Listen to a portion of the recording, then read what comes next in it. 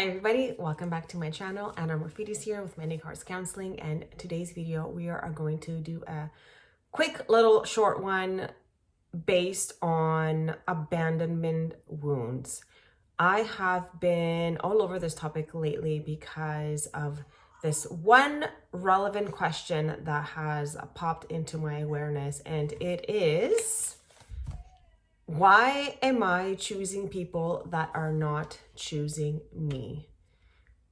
So typically when we are putting ourselves in situations, or actually what actually happens is our soul calls in for people and or situations, because if we remember, the universe, it works in a resonant way. It attracts things to us. It doesn't force things upon us. So your soul is literally attracting people and or situations that will reflect your abandonment wound within you.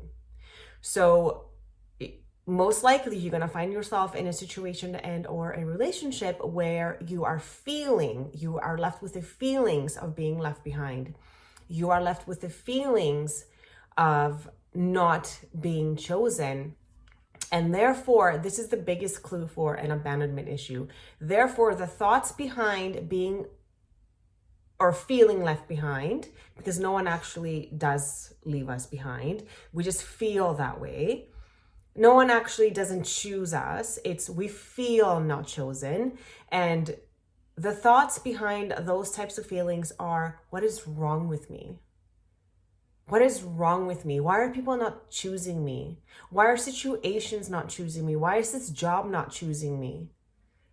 What is wrong with me? And this comes from a childhood abandonment wound. And abandonment can actually happen in many ways.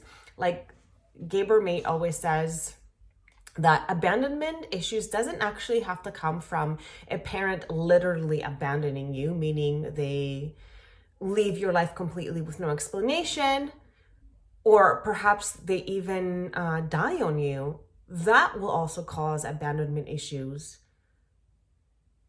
It doesn't necessarily have to be in that big traumatic sort of way. It can also happen if your parent, say that you grew up in a single family home and your single parent had to work 24 hours around the clock and was not able to give you what you needed as a child as far as emotional met needs and mental met needs went, then you would also acquire abandonment trauma or abandonment wound simply from not having that experience.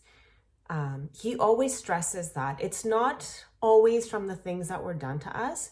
It's also from the things that there was a lack of receiving. So abandonment comes in many different shapes, sizes, and forms. And in my particular case, my father did leave us. Therefore, in my mind, I felt abandoned, but he did not do it because he did not want to be with us. He did it because there was no money to be made in the village in Greece. So he had to flee the country, like most of the people did in his generation, overseas to provide for his family.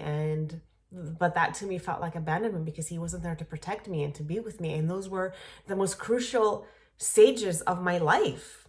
They was between, I want to say 5 to 12. That's when the little brain of a child absorbs its world and gives it meaning and determines its core beliefs. So my mind, so now we know through science, the child's mind cannot discern the difference between a parent leaving because they have to go make money, or they're leaving because they have mental health issues, or they're leaving because of their own wounds and their own traumas. It cannot discern that. It internalizes everything as if it is its fault. It internalizes everything as if it is its own fault. So children, all the way up until the age of 11, where that part of the brain starts to actually become a little bit more logical in the frontal cortex, It can discern that. So it will make everything be its fault. Therefore, you're going to develop this core belief of what is wrong with me.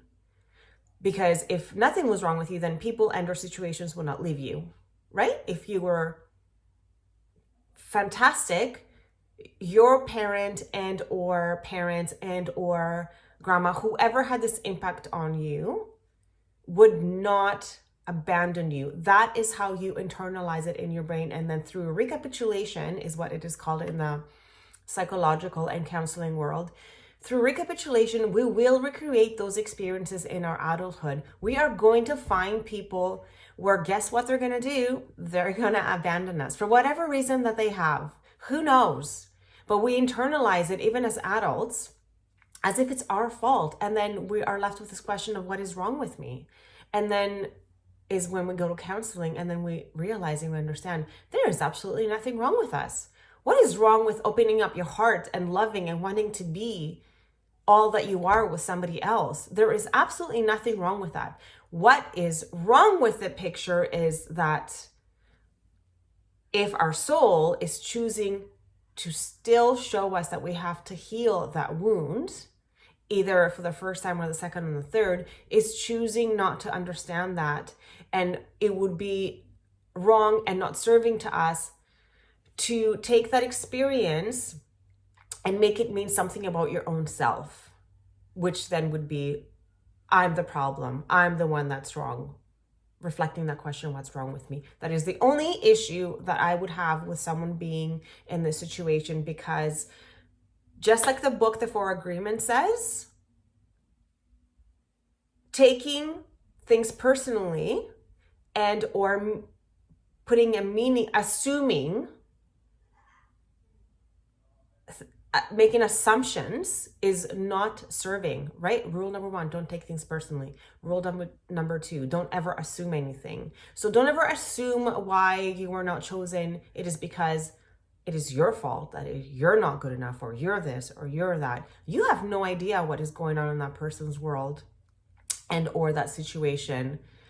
But remember always that the universe calls in these people and situations for you. So if you didn't have that abandonment wound, you probably would not have called that situation in the first place. But you'll see that once you heal it and you fix that core belief, that's why we have things such as CBT, cognitive behavioral therapy, CBT, and then we have DBT, dialectical behavioral therapy, and then we have narrative therapy. All these beautiful methods will help you untwist and solve those negative core beliefs that sound like, what is wrong with me? And you'll be surprised how many of us walk around planet Earth having these unserving thoughts. But with practice and with diligence, we can untwist those unserving thoughts, and we can reprogram our mind to run on a different program. We can reprogram our mind, our subconscious mind in particular, to run on a program of, there is nothing wrong with me. This didn't work out because it was not meant to go any further than this. It was not meant to go any further than showing each other what our wounds are. Because I bet you that you're not the only one that received this person and or situation as a catalyst to a wound.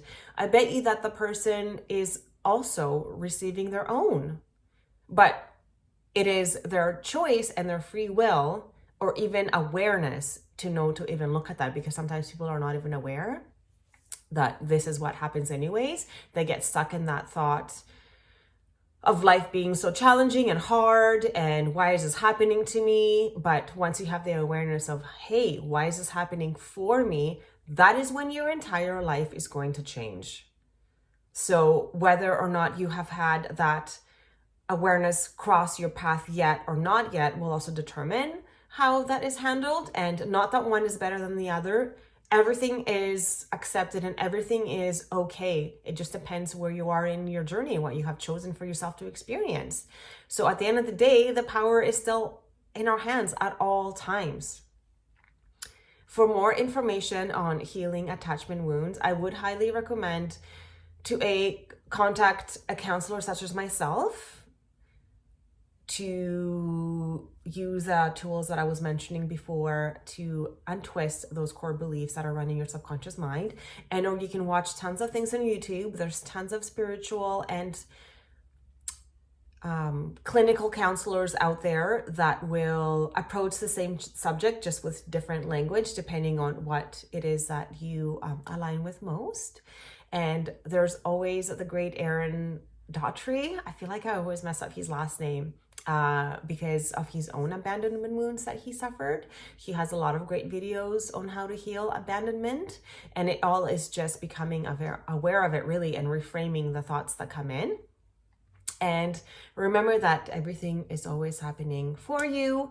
And if you are somebody like myself that is not only experiencing and healing abandonment wounds from their own childhood, I'm also feeling that I'm carrying even my mother's abandonment wounds because her mom died when she was 2. So I felt abandoned by my mom, who was abandoned by her own mom.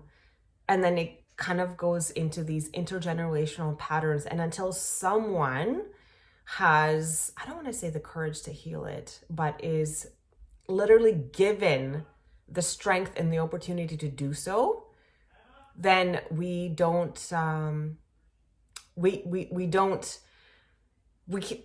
can't have that opportunity unless it is brought to us. So I'm thankful that it is brought to me, and I am thankful to have been able to do this for myself and for my mom and for her mom, and not to be able to pass it on to my daughter. So remember that everything is always happening for you, and I wish you a blessed rest of your day. I wish you to remember everything that you are grateful for day in and day out, because remember, once you change your outer world, when you change your inner world, that's when your outer world would change as well and reflect all that beautiful work that you put into yourself each and every day.